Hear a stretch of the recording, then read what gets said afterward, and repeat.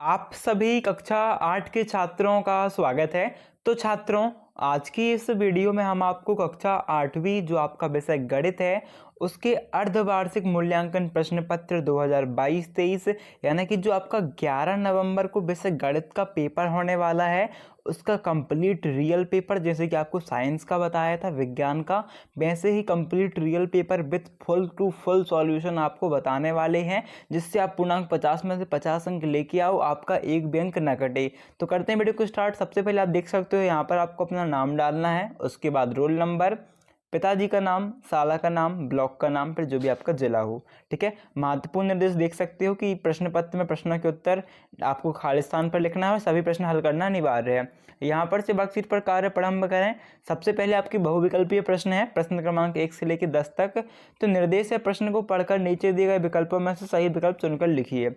तो छात्रों, यहाँ पर पहला प्रश्न है, संख्या रेखा पर -3 गुणित 3 का मान निम्नलिखित में से किस पूर्णांक के दाहिनी ओर होगा, यानी किस पूर्णांक के राइट हैंड साइड होगा, है ना।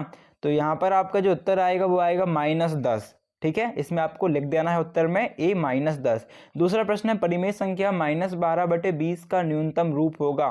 तो यहाँ पर आपको उत्तर आएगा -3/5 होगा। तो आपको उत्तर लिख देना है -3/5। तीसरा प्रश्न है, 3 स्क्वायर और ऊपर है घात 4 का मान होगा। तो यहाँ पर आपका जो उत्तर आएगा 3/8, क्योंकि घात का गुणा हो जाएगा तो 4 दूनी 8, 3 की घात 8 हो जाएगा। फिर है आपका चौथा प्रश्न, किसी संख्या का 1/5 उसी संख्या में से 20 कम है तो समीकरण होगा। तो उसी संख्या से 20 कम है, तो यहाँ पर आपको जो समीकरण होगा वो ऑप्शन नंबर बी राइट है। ठीक है, ये आपका गलत टिक है, ऑप्शन नंबर बी राइट है। x - 1/5 बराबर x - 20, ये आपका करेक्ट उत्तर रहेगा। इसके बाद है 60/20 का प्रतिशत होगा। तो 7/20 का प्रतिशत आपका 35% आ जाएगा। फिर इसके बाद आपका छठवां प्रश्न है, 65 अंश माप के कोण की पूरक कोण का माप होगा तो 25 अंश होगा, है ना। फिर आपका सातवां प्रश्न है, किसी त्रिभुज के दो अंतः कोणों का माप 60 अंश और 40 अंश तो तीसरा कोण होगा। तो तीसरा कोण आपका 80 अंश का होगा। यदि पहला कोण 60 अंश है, दूसरा कोण 40 अंश है, तो छात्रों आपका तीसरा कोण डेफिनेटली 80 अंश का ही होगा। तो आपको उत्तर में लिख देना है ये 80 अंश। आठवां प्रश्न है, किसी 4 सेंटीमीटर भुजा वाले वर्ग का क्षेत्रफल होगा। तो देखो, वर्ग का क्षेत्रफल क्या होता है, भुजा गुणित भुजा, तो 4 गुणित 4 कर दो यानी कितना आएगा 16 सेंटीमीटर, और वर्ग की इकाई क्या होती है सेंटीमीटर स्क्वायर, तो कितना आएगा आपको उत्तर 16 सेंटीमीटर स्क्वायर, यानी ऑप्शन नंबर सी आपका करेक्ट हो जाएगा। नौवां निम्नलिखित संख्याओं का बहुलक होगा। तो यहाँ पर जो संख्या सबसे ज़्यादा बार आए वही बहुलक होगा। तो यहाँ पर 4 देखो आपका 4 बार आया है, मतलब आपका बहुलक क्या होगा D4। इसके बाद 10वां प्रश्न है, किसी घनाभ में शीर्षों की संख्या होती है। तो डस्टर जैसे घनाभ, ये आपकी घनाभ की आकृति है, यहाँ पर शीर्षों की संख्या छात्रों 8 होती है।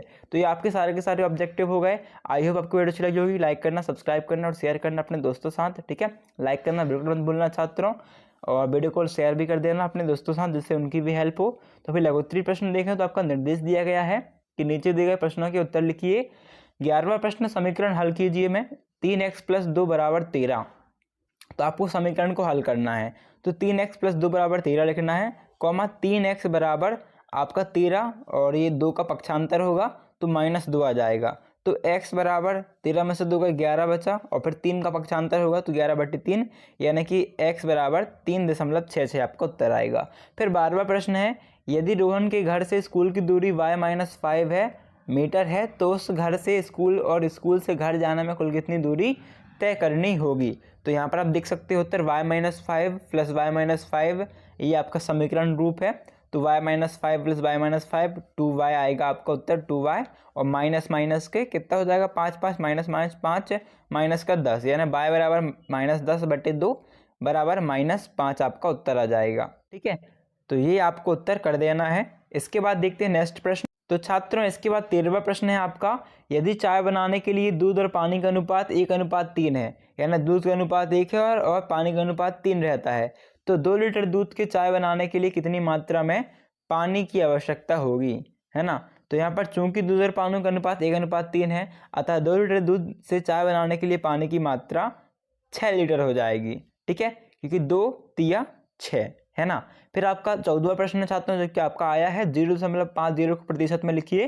तो आपको 0.50 को प्रतिशत में लिखना है। तो कैसे लिखोगे, आपको देखो पता होगा कि 100% में 100% होता है ना। तो आपका 0.05 गुणे 100 का गुणा कर देना है, तो आपका उत्तर आएगा 0.5.0, जिसे आप लिख सकते हो 5%। इसके बाद बात करें हम 15वें प्रश्न की, जो कि आपका आया है, एक वस्तु को 1000 में खरीद कर 1100 में बेचा जाता है, तो लाभ प्रतिशत ज्ञात कीजिए। तो लाभ प्रतिशत क्या आएगा, लाभ बटे क्रय मूल्य गुणित 100, चूंकि लाभ बराबर 100 रुपये है तो 100 बटे 1000 गुणित 100, लाभ प्रतिशत बराबर आपका 10% उत्तर आ जाएगा। फिर छात्रों 16वां प्रश्न है, इसके बाद आपका दिए गए चित्र में त्रिभुज के बाह्य कोण x का मान ज्ञात कीजिए। तो देखो a का मान याद है 50 है, b का मान है 60 है, और अभी x का ज्ञात करना है ना, x का मान आपका ज्ञात करना है। तो चूंकि त्रिभुज के तीनों कोण का योग 180 अंश होता है, 50 अंश प्लस 60 अंश प्लस c का आपको मान ज्ञात करना है। तो 180 अंश होता है, तो आपको c बराबर क्या हो जाएगा, 180 अंश माइनस, इसे प्लस किया उससे माइनस कर दो, तो 50 और 60 110, 110 से माइनस कर दो, आपका 70 आएगा। तो x बराबर 180 माइनस 70, यानी कि कितना आपका उत्तर आया, 110। कितना आपको उत्तर लिख देना है, 110, ये आपको उत्तर डाल के लिख देना है। फिर छात्रों आपका इसके बाद 17वां प्रश्न है, ए दिए गए समद्विबाहु त्रिभुज में x का मान ज्ञात कीजिए। तो यहाँ पर समद्विबाहु त्रिभुज मतलब उसकी दो भुजाएं समान है, तो यहाँ पर आपको ऊपर से ही लिखना है क्योंकि लाइन कम पड़ जाएंगी। समद्विबाहु त्रिभुज a बराबर b बराबर c, a b और c भुजा बराबर हैं, तो c बराबर 45 अंश है, अतः a बराबर 45 अंश होगा, है ना, क्योंकि दोनों भुजाएं कैसी हैं, बराबर हैं। तो त्रिभुज के तीन कोणों का योग, फिर आपको वही सूत्र लगाना है ऊपर जैसा, और फिर प्लस x प्लस कर देना है, तो x बराबर 90 आपका उत्तर आ जाएगा। क्यों आ जाएगा, क्योंकि जो 45 प्लस x प्लस 45 बराबर 180 अंश है ना। तो अभी x बराबर क्या हो जाएगा, 180 अंश माइनस 45 माइनस 45, है ना, ये दोनों का पक्षांतर होगा। तो 45 कितने होते हैं, 90, तो 180 से आप सीधे माइनस कर दो, 180 माइनस 90, तो 180 से माइनस 90 करोगे कितना आएगा आपका उत्तर, 90। मतलब 45 का माइनस हो 180 से, तब आपका 90 उत्तर आएगा, आपको सेम ऐसे लिख देना है। फिर आपका 18वां प्रश्न है, दिए गए त्रिभुज ABC और त्रिभुज PQR, त्रिभुज ABC ये है और त्रिभुज PQR ये है, सर्वांग सम है या नहीं, यदि हाँ तो सर्वांग सम संबंध का संकेतक रूप में लिखिए। चूंकि त्रिभुज ABC की तीनों भुजाएं त्रिभुज PQR के समान है ना, जैसे ये भुजाएं हैं वैसे ही इसकी भुजा है। देखो ये वाली 5 सेंटीमीटर है, ये 5 है, ये 7.1 है, 7.1 है, ये 3.5 है, ये 3.5 है। तो चूंकि त्रिभुज ABC की तीनों भुजाएं PQR के समान है, अतः दोनों त्रिभुज सर्वांग सम है, तो त्रिभुज ABC बराबर त्रिभुज PQR आपको लिख देना है।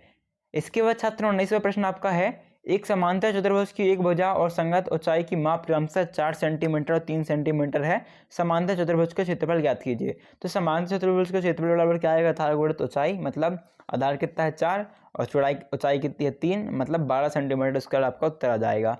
फिर 20वां प्रश्न, एक पांसे को फेंकने पर 5 आने की प्रायिकता क्या है। तो फांसी में 6 पलक होते हैं, एक पांसी में फेंकने पर 5 आने की संभावना 1, तो कुल संभावना बराबर 6, इसलिए 5 आने की प्रायिकता 1/6 हो जाएगी आपकी। इसके बाद छात्रों आपके दीर्घोत्तरीय प्रश्न देखते हैं, 21 से 22 तक है। निर्देश से नीचे दिए गए प्रश्नों के हल कीजिए।